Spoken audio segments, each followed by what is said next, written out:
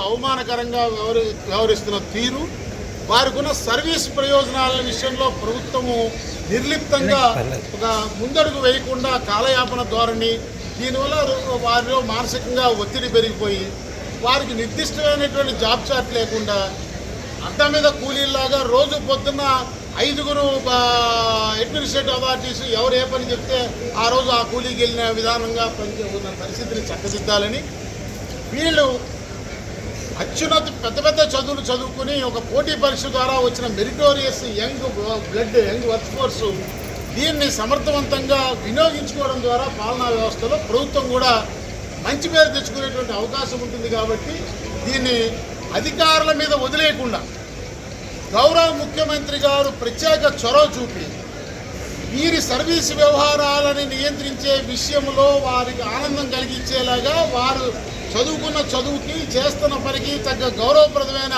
ఉద్యోగం చేసేలాంటి service conditions ఏర్పడేలాగా అవసరమైతే ముఖ్యమంత్రి గారు రాజకీయ నిర్ణయం తీసుకోవాలని ఈ సదస్సు ద్వారా నేను విజ్ఞప్తి చేస్తూ ఆంధ్రప్రదేశ్ ప్రభుత్వ ఉద్యోగుల సంఘం పక్షాన 18 మంది ఫంక్షనరీస్, 11 శాఖలకు చెందిన 18 మంది ఫంక్షనరీస్ కామన్గా ఎదుర్కొంటున్నటువంటి సమస్యలు, వాటికి ఉన్న పరిష్కారాలు, ఫంక్షనరీ వారీగా ఉన్న సమస్యలు, వారికి ఉన్న దానికున్న ప్రస్తుత చట్ట నిబంధనలో ఉన్న పరిష్కార మార్గాల్ని సూచిస్తూ ప్రభుత్వానికి ఒక డాక్యుమెంట్ని సబ్మిట్ చేయాలని ఈనాటి మా సదస్సు చేసిన తీర్మానానికి అనుగుణంగా మేము ప్రభుత్వం నియమించిన ఉప ముఖ్యమంత్రి గారి నేతృత్వంలో ఏర్పరిచినటువంటి మంత్రివర్గ ఉపసంఘ సభ్యులందరికీ ఈ విషయాన్ని తెలియజేసి ఆ మంత్రివర్గ ఉపసంఘం అధికారులతో అంతర్గత సమావేశాలు ముగించుకొని తొందరగా ఉద్యోగ సంఘాలతో సంప్రదింపుల ప్రక్రియ మొదలెట్టాలని ప్రభుత్వాన్ని డిమాండ్ చేస్తారు.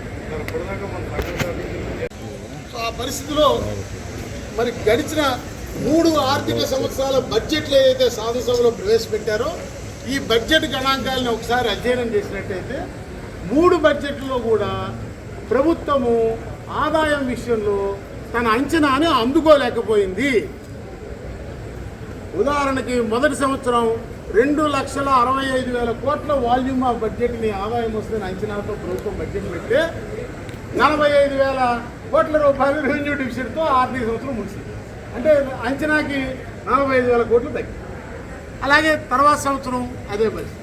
ఇప్పుడు కూడా మళ్ళా అంచనా వేసింది. సో గత 3 సంవత్సరాల అనుభవం ఏం చెప్తుంది? ఆదాయం అంచనాని మనం చేరుకోలేము. దానికి కారణాలు ఏమిటనేది ఇప్పుడు నేను విశ్లేషించట్లేదు. అదొక పెద్ద అంతవరకు చెప్పలేదు. సరే, ఆదాయాన్ని అందుకోలేనప్పుడు వస్తున్న ఆదాయంతో జీతాలకే సరిపోతుంది, నేను అప్పు చేసి పథకాలు ఇస్తున్నానని సాక్షాత్తు ముఖ్యమంత్రి గారు మొన్న 1వ తారీఖు నాడు సభలో చెప్పారు. ప్రతి నెల ఇదే స్టేట్మెంట్ని 2 సార్లు ఆర్థిక మంత్రి గారు ఇస్తున్నారు. సో దీన్ని బట్టి అర్థమవుతుందేంటి? వచ్చే ఆదాయం, అంచనా వేసే ఆదాయం ఈరోజు ఇచ్చే జీతపత్యాలకి ఏ నెలకు ఆ నెల గట్టెక్కడానికి సరిపోతుంది తప్ప మా పేరుకుపోయిన బకాయిలు చెల్లించడానికి కానీ ఇంకా రావాల్సిన ప్రయోజనాలు చెల్లించడానికి కానీ ప్రభుత్వానికి దగ్గర వెసులుబాటు లేదు. మరి లేనప్పుడు ఏం చేయాలి? ప్రభుత్వం ఏదో ఒక ప్రతిపాదనతో ముందుకు రావాలి కదా. అయ్యా నేను ఇప్పుడు ఇవ్వలేను, 6 నెలలకు ఒకసారి, సంవత్సరానికి ఒకసారి ఇన్ని విడతలుగా రాబోయే 5 సంవత్సరాల్లో ఇస్తానో ఏదో చెప్పాలి కదా. మేము ఇవన్నీ అర్థం చేసుకుని ప్రభుత్వానికి ఒక ప్రతిపాదన మేము ఇచ్చాము. అయ్యా నువ్వు ఇవ్వలేనప్పుడు అసలు మాకు ఎంత రావాలో లెక్కేసి మా సర్వీస్ రిజిస్టర్లో ఎంట్రీ వేసి రేపు మార్చి 31వ తారీఖు 2026 మార్చి 31వ తారీఖు నాడు ఒక ఉద్యోగికి మొత్తం రావాల్సిన బాకీ ఇంత. వాడు ఏ ఊర్లో నేటివ్ అయితే ఆ ఊర్లో అవుట్స్కట్స్లో ఎక్కడో ప్రభుత్వం హౌసింగ్ కాలనీ కింద డెవలప్ చేసి ప్రభుత్వ రేటుకే మాకు రావాల్సిన బాకీ మొత్తానికి సమానమైన హౌస్ ప్లాట్ ఇచ్చేసేయండి.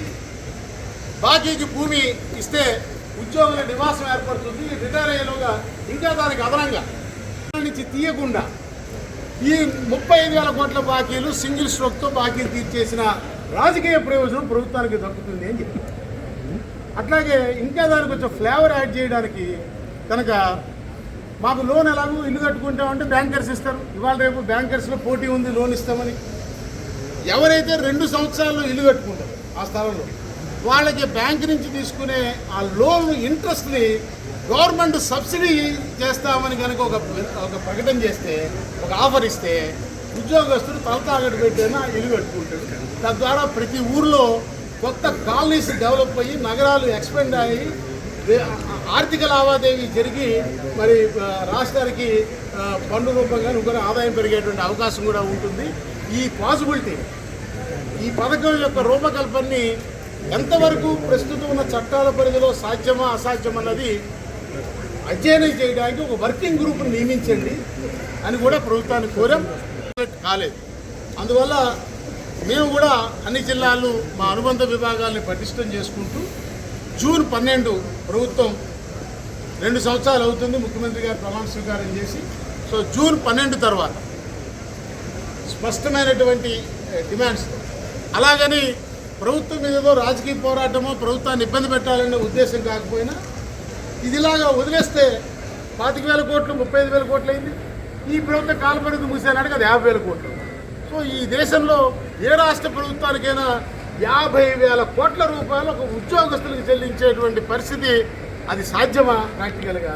ఇలా మౌనంగా అందరూ మౌనంగా ఉండి దాని సమస్యను వాయిదా వేయటం పరిష్కారం కాదు కదా. ఎక్కడో అక్కడ పిల్లి మెడలో గంటకెట్టి ఒక పరిష్కారం ముందుకు రావాలని మేము ప్రభుత్వాన్ని డిమాండ్ చేస్తూ మీ ద్వారా ఈ విషయాలు గౌరవ ముఖ్యమంత్రి గారి దృష్టికి ప్రభుత్వం దృష్టికి వెళ్ళాలని కోరుకుంటూ జూన్ 12 తర్వాత మా రాష్ట్ర కౌన్సిల్ సమావేశంలో తగిన కార్యాచరణ రూపొందించుకుని మరి ముందుకు వెళ్తామని మనం చేస్తాం.